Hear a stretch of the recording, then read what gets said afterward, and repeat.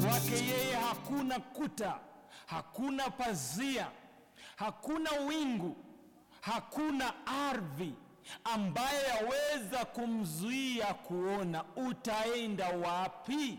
Hilo ndilo swali la muimbaji. Hi, I'm Geoffrey. And I'm John. We are from Transworld Radio Kenya, and today we welcome you to our broadcast, and we'll be taking you back to analog broadcasting using a reel-to-reel machine. Media has really grown, and as we celebrate 40 years of ministry in Kenya, it's good to appreciate where we've come from.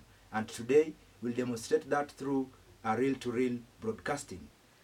With me, what I'm holding here is a reel tape, and this is a transmission for a reel tape that was done on the 30th of September in 1984. This is a production that happened, and the tape was sent to Nairobi from German, Evangel Red Funk. So I'm going to demonstrate to you that this material brought to Kenya in 1984 is still working, because as you can see there is a writing here. This is the transmission date on the 30th September 1984. So this is a program that was recorded in 1984, and we'll place it here on the rim just to demonstrate to you how these things used to play. So this is our reel-to-reel machine, and as you can see, this is where you place the reel to play. Then this is the pickup reel. So when you place it here, it will be picked in the other side. Then the reel ribbon will pass through here, and it is picked on the other side. And as you can see, these are the buttons, and this is the play, forward, and the VUC voice meter to check the levels. If it is picking a voice signal, you will see the signal moving to the right side. And here also we have the button to monitor the sound. You have the jack pin slot where you place your headphones, and as it is playing, you can be able to pick the signal. Now this machine behind here has outputs, and since we only have one machine, at that time we didn't have computers, so you had more than one of these machines. Then from the output you send the signal to the transmitter, where it will be transmitted live. And if you are doing a pre-recorded programs that require a lot of music and other things to be inserted within the program, you'll have to have similar machines like this that will be connected to the output, then will be connected to the master of this one. There was one that was acting as a master that was picking all the signals from the other reel-to-reel machines. And later on technology developed, so it could later on be sent to the mixer. And I'll show you just how a mixer looks like, because it is still being used up to now. Mixers have also developed, but that is another story for another day. So I'll demonstrate to you how a reel-to-reel machine was being placed. And you take the reel, we've already removed it from the box. Then you place it, and when you look closely on the reel machine, on the reel ribbon, there are some writings, and the part with the writing is supposed to face you. It means there's no recording on it. When you get to the brown ribbon, the writings are still facing you.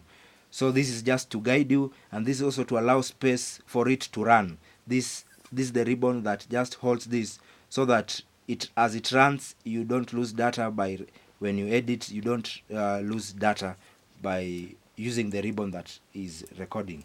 So we'll place it here.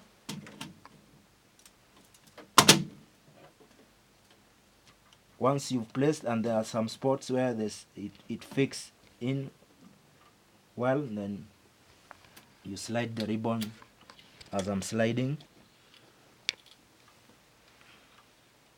You make sure this is the CPU of this machine. So this is where the record and the playback buttons, the playback sensors are. It must pass through there. Then when you come here, there is a sliding through for the reel, and this will act as the magnetic tape for the holder for this reel machine, for this reel ribbon. you also need to ensure that it's not long, because if it starts spinning, it might get jammed. So you turn it just to hold it, and there already we have it. And this machine is already, it is using electricity, and it was already connected to the electricity, so it was already, it's already powered on. This is the on and off power button. As I had told you, you see this ribbon here is green ribbon, just to give you that allowance for data not to be destroyed, because this is like the cover of the real ribbon. So when you'll notice something, when I play, it stops. This is because this part is not supposed to be played. It has no data on it. It's just a casing cover. So when you play, it will stop. So it was important you fast forward. Then you'll notice now we've already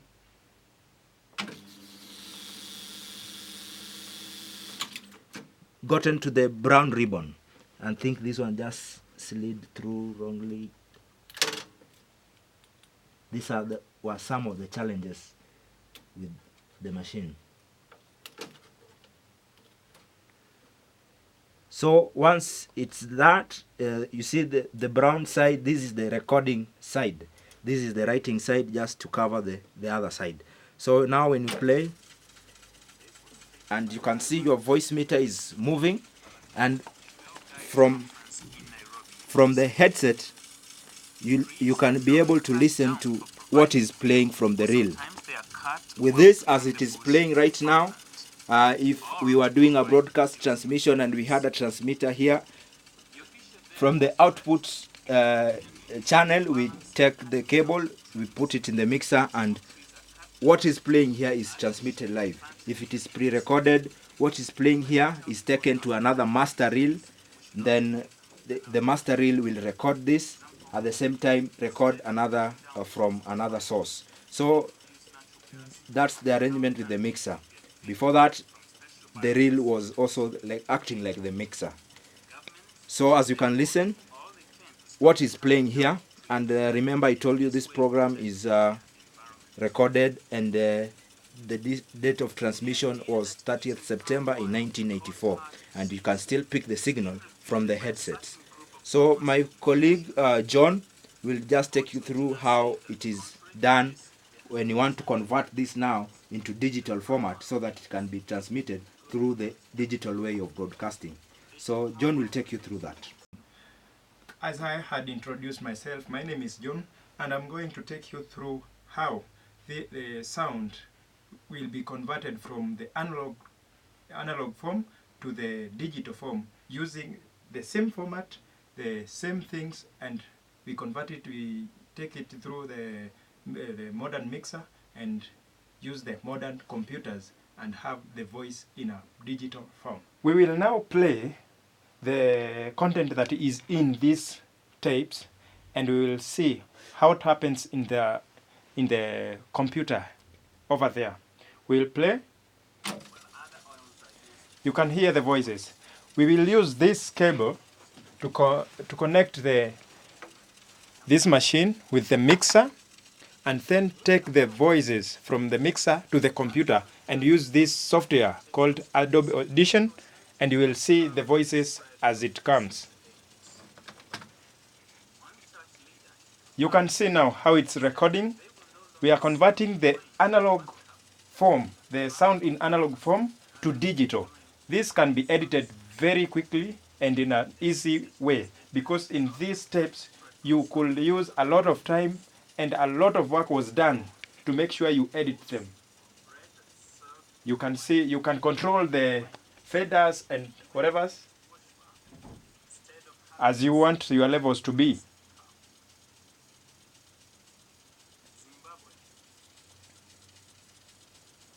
But no matter how old the voices are or the machines are, the voice and the tapes are still intact, and the content, you can hear it from 1984. Those are very many years, but the material is still functioning. So I'm going to show you how editing was done from a reel to reel. This is the most used analog way of editing. This reel to reel machine came with its own editing suite. So as I told you, this reel to reel machine came with its own editing suite, and it's here. This is the editor for this recorded work. Now, for example, you are playing a program or you are recording a program, and I'll just play it because this is already done program. We are not recording. So this is the record button. When you press this record button, it means, and you connect your microphone to the output, to the input, the signal from the microphone is recorded here. So you are recording, and you realized, or you are here, you are playing back, and you had your headsets on, and you realize there I said something that I should not have said. So what used to happen? You come as you play very keenly with your headsets on, then your fingers were always ready here. So for example, at that point you've realized that is a mistake. You immediately click stop, you rewind, then stop, then play. Then you stop. That is just to pick the area where you had done that mistake. And as I told you, these are the sensors for the recording and the playback. So you come here, you make, there was a special marker you use to make a mark here. You mark minutes behind or seconds behind where you detect that mistake. So you make a marker here at this point. Then again you come and make another marking here using a felt pen. There's a special felt pen that was being used to make that. And after you've done that, then you have your own portion where you've marked as where you want to edit out. So once you've done that, you've clicked stop. I'm not going to cut this one because this already data, this already program playing. So once you've done that, I'll demonstrate using a reel to reel that is already out. So as I told you, this is the cover for the reel player. So this is from this spot here. From this spot here is where the recording has started. So as you can see the difference here, it has writing. Here is very blank. So this is like your storage segments. So for example, now I'll demonstrate using this reel ribbon cover. So you've realized maybe you've marked this point and this point. So you come here, you place it here like this. Then the first mark you did, just place it because this is a cover. After you've placed, you make sure it is in the line, then you cut. That one is already cut. Then that is the first mark. Then the second mark is here. So you come here to your second mark.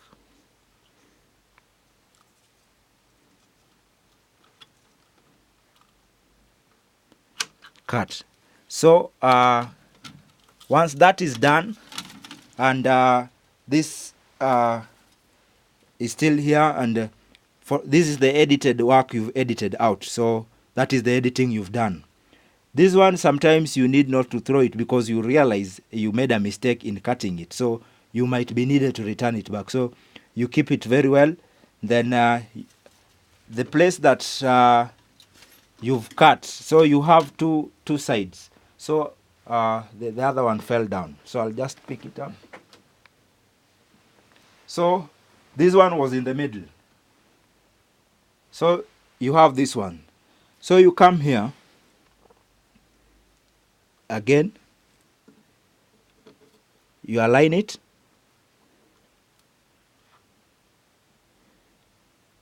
Make sure it is in line. Then there was a special kind of sellotape. You tape it. So I'll demonstrate where it has been joined with this reel. This is the tape. So we don't have this right now. So that is why I was demonstrating using this side. So this kind of tape is the one that was holding your work. So once you've joined that, you've edited it out and you've joined it. So you already, that is way of editing. And also, when you recorded and maybe you want to do away with the whole program, there was a way of doing that, and I'll demonstrate that one also. That is the, now you are coming to bulk editing.